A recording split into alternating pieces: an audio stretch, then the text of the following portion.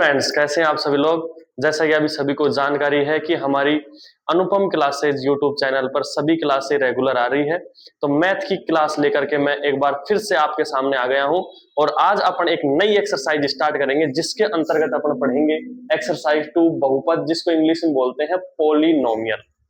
इस एक्सरसाइज का सबसे पहले अपन बेसिक पढ़ने वाले हैं, उसके बाद में इसके क्वेश्चंस को अपन करेंगे। तो सबसे पहले बेसिक्स में क्या क्या पढ़ेंगे अपन, इसमें अपन जानेंगे कि चर क्या होता है, वेरिएबल क्या होता है, अचर कांस्टेंट क्या होता है, घात यानी पावर, पद, इन सभी चीजों को एक एक करके अपन पढ़ेंगे।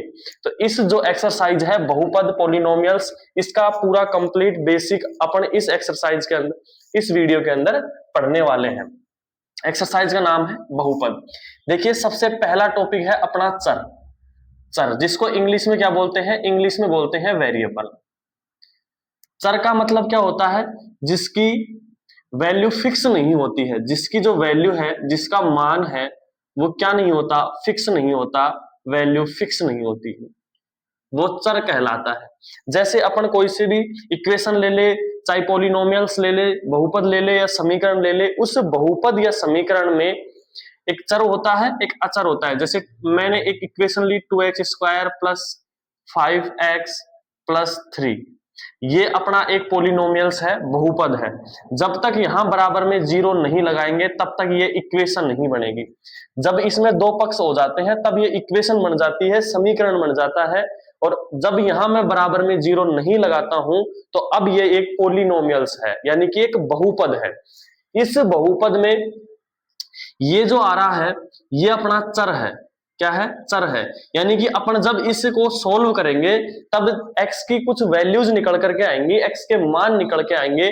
वो x के मान हमेशा अलग अलग आ सकते हैं, हर बहुपद में x की वैल्यू अलग अलग आ सकती है, मान अलग अलग आ सकते हैं। लेकिन ये अपना एक अचर है, यानी कि कांस्टेंट है। अब अचर क्या होता है, जिसकी वैल्यू फिक्स होती है। सेकंड है अचर। अचर क्या होता है, कांस्टेंट इंग्लिश में बोलते हैं। जिसकी वैल्यू क्या होती है, जिसकी वैल्यू फिक्स होती है, जिसकी वैल्यू फिक्स होती है, इसकी वैल्यू फिक्स नहीं होती है।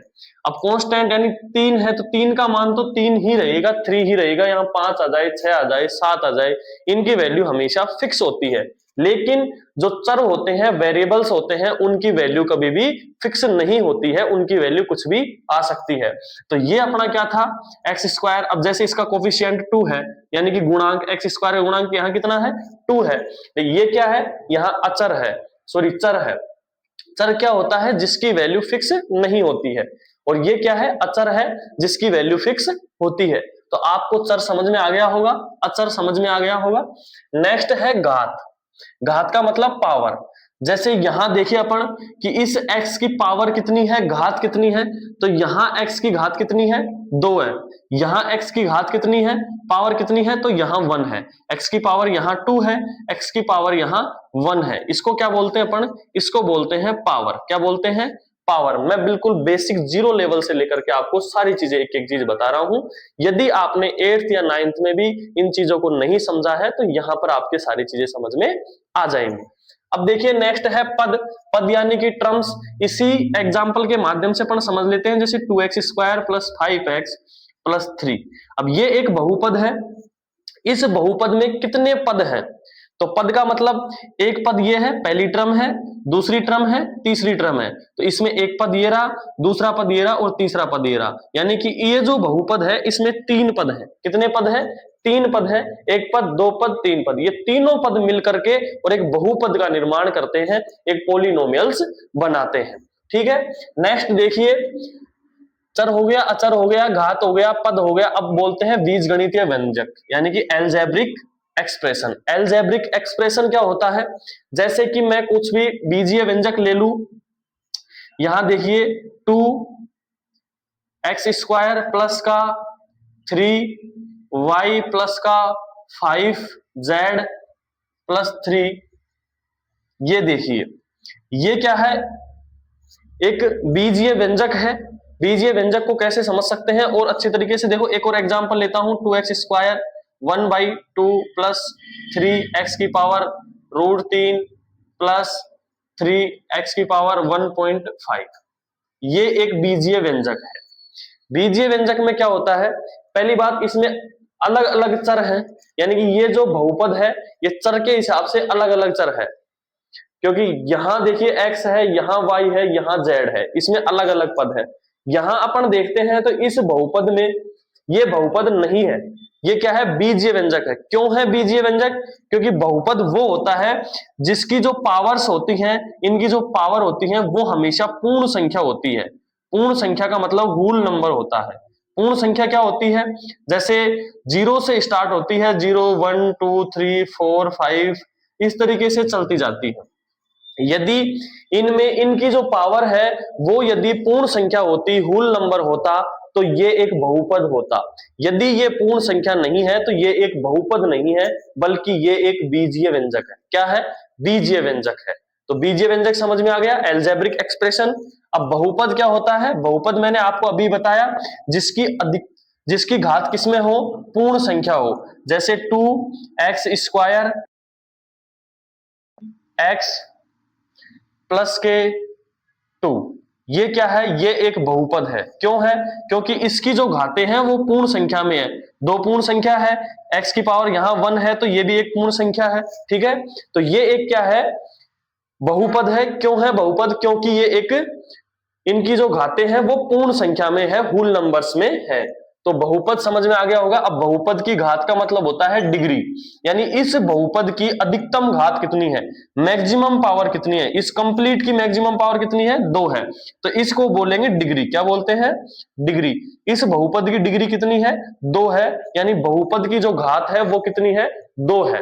पावर अपन एक टर्म में देखते हैं, घात अपन पूरी बहुपद में देखते हैं। जैसे मैं नेक्स्ट बहुपद लू, 3x की power cube plus 2x² plus 5x plus 5, ये एक बहुपद है।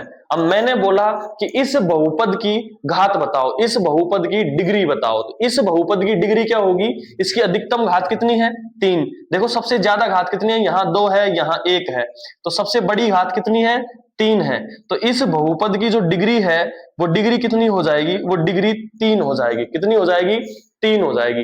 तो बहुपद की घात क्या होती है, बहुपद पॉलिनोमियल्स की जो मैक्सिमम पावर होती है वो बहुपद की घात होती है, जिसे इंग्लिश में क्या बोलते हैं, डिग्री बोलते हैं। यहां तक समझ में आपको आ गया होगा। अब नेक्स्ट आता है बहुपद के शून्यक।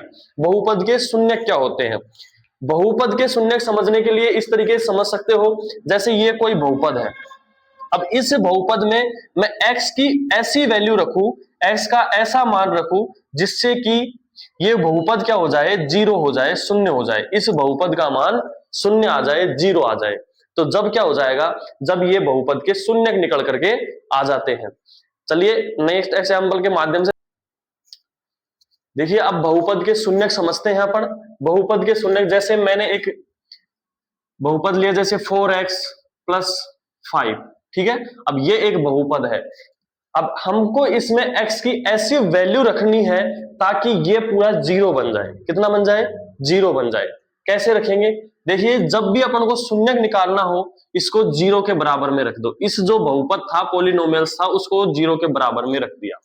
अब यहाँ 4x, इस प्लस के 5 को इधर लेके जाएंगे, माइनस का 5, x इक्वल टू माइनस का 5/4, यानी कि x की वैल्यू यदि अपन माइनस का 5/4 रख देते हैं तो ये जो बहुपद है वो क्या हो जाएगा, शून्य हो जाएगा।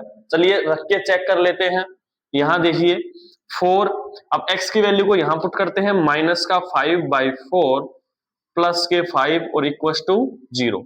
यहां से ये 4 से ये 4 कट गया, क्या बच गया, माइनस का 5 और प्लस का 5 बराबर 0। अब माइनस का 5 और प्लस का 5 कितना हो जाएगा, कट जाएगा, कितना आ जाएगा, 0 बराबर 0। यानी कि x की वैल्यू निकल करके आ गई कि माइनस का 5/4 यदि यहां रख दोगे तो ये जो बहुपद है वो क्या हो जाएगा, 0 हो जाएगा।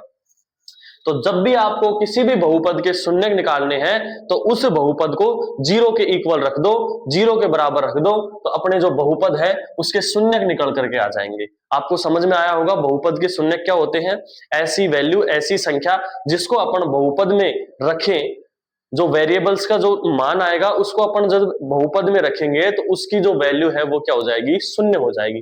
वो क्या होते हैं, बहुपद के शून्यक होते हैं। नेक्स्ट अपन समझेंगे बहुपद का मान।